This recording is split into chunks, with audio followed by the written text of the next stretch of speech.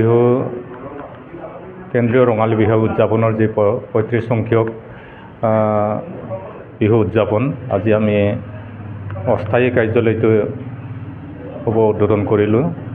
আজি মই এই অনুষ্ঠানৰ যোগেদি উৰিয়ামঘাট বাকী ৰাইজৰ লগতে অসমবাসী ৰাইজক আগতীয়াকৈ ৰঙালী বিহুৰ শুভেচ্ছা জ্ঞাপন কৰিছোঁ।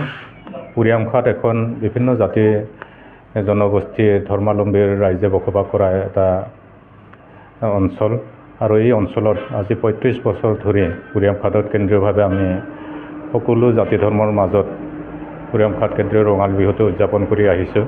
গতিকে বিগত দিনবিলাকত তেনেকৈ আমি সুচাৰুৰূপে বা সকলোৰে মিলা প্ৰীতিৰ মাজেৰে আমি উদযাপন কৰিছোঁ। এইবাৰো তেনেকৈ হ'ব বুলি মই আশা কৰিছোঁ। গতিকে এই ৰঙালী বিহুত উদযাপন কৰাত যাতে সকলোৱে সহায় সহযোগ আগবঢ়ায় তাৰ বাবে মই সকলোকে কামনা কৰিছোঁ। বিহু হ'ল অসমৰ এটা জাতীয় উৎসৱ, অসমীয়া জাতিৰ বা অসমত বসবাস কৰা বিভিন্ন জাতি জনগোষ্ঠীৰ এটা সম্প্ৰীতিৰ এনাজৰীৰ এটা উৎসৱ। গতিকে মই আশা কৰিম ৰঙালী বিহুৰ যোগেদি আমাৰ উৰিয়ামঘাট অঞ্চলত বিভিন্ন জাতি জনগোষ্ঠীৰ মাজত বসবাস কৰা এটা এনাজৰীটো আমাৰ আৰু শক্তিশালী হ'ব।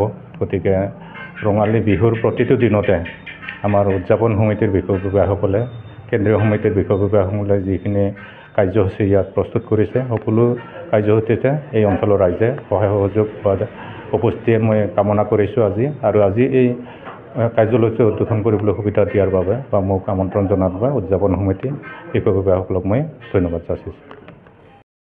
কেন্দ্ৰীয় ৰঙালী বিহু সন্মিলন ৩৫ সংখ্যক আমি কেন্দ্ৰীয় ৰঙালী বিহু সন্মিলন ইতিমধ্যে আমাৰ উদযাপন সমিতি গঠন হৈ গৈছে। আজি আমাৰ কাৰ্যালয় মুকলি কৰিলে বড়ো কছাৰী সাহিত্য সাহিত্য পৰিষদৰ সদস্য প্ৰদীপ স্বৰ্গীয়াৰী ডাঙৰীয়াই।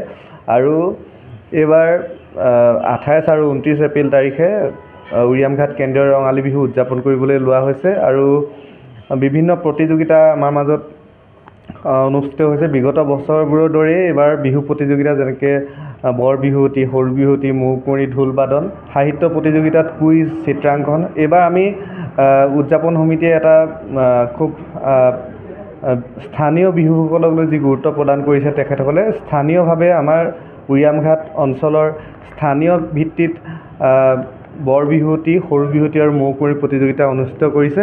আৰু আহ্বান জনাইছোঁ আমাৰ এই অঞ্চলৰ যিসকল ছাত্ৰ ছাত্ৰীয়ে আচলতে বিহু শিকি আছিল বা তেখেতসকলে বিহু শিকি আছিল তেখেতসকলক এখন মঞ্চ প্ৰদান কৰিবৰ কাৰণে উৰিয়ামঘাটৰ এই ৩৫ সংখ্যক বিহু উদযাপন সমিতিয়ে এখন মঞ্চ দিবৰ বাবে তেওঁলোকে আগবাঢ়িছে। গতিকে সকলো অভিভাৱক আৰু ছাত্ৰ ছাত্ৰীসকলক আমি অংশগ্ৰহণ কৰিবলৈ অনুৰোধ জনাইছোঁ।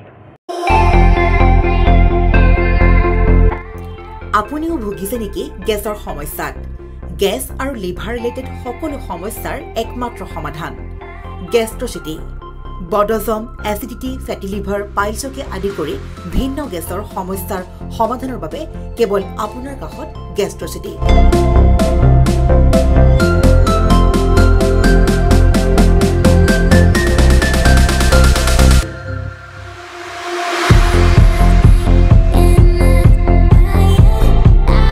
ভিজিট কৰক গেষ্ট্ৰচিটি, গুৱাহাটী, হাতীগাঁও চাৰিআলি। যোগাযোগ নম্বৰ 7577999909।